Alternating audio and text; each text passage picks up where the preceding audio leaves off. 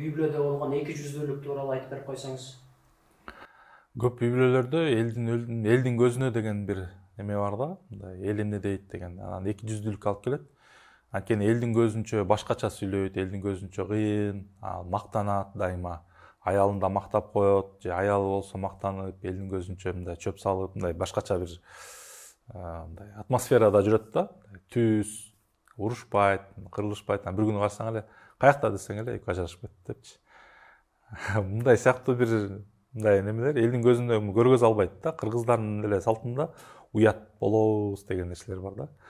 Бирок биз ошо үй бүлөдө калпты алып чыгыш керек да, такыр жоготуш керек. Бул калп көбүнчөсү бул амал көйлүк мындай нерселер менен коштолуп кетет.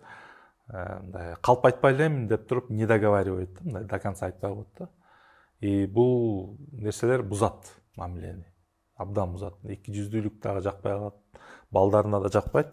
Ошондуктан биз мактангандай жаша деген лозунг. Мактангандай жаша, элдин көзүндө кандай мактайсың, үйдөн да ошондой макта. Элдин көзүндө кандай мактанасың, ошондой мактандай жаша да. Мактангандай жаша. Бул жакшы бир силерге себеп болот, мындай метод. Элдин көзүндө деп айтсаң, үйдөн ошондой кыл. Кээде үйдөн кылбай атсаң, элдин көзүндө айтып кой күйөөңдү.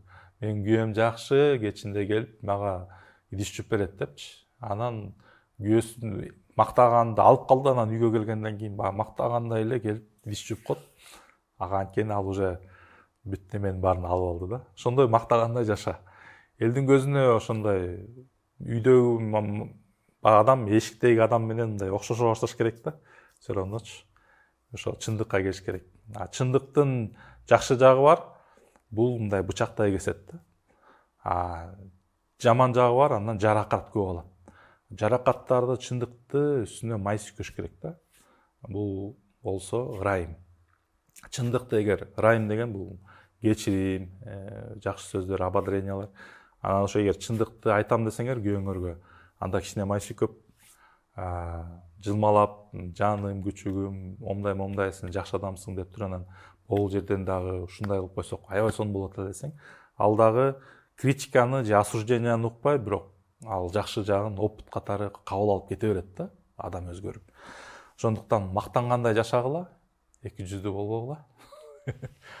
Силердин үй бүлөңөрдө кандай? Мактанып жашайсыңарбы?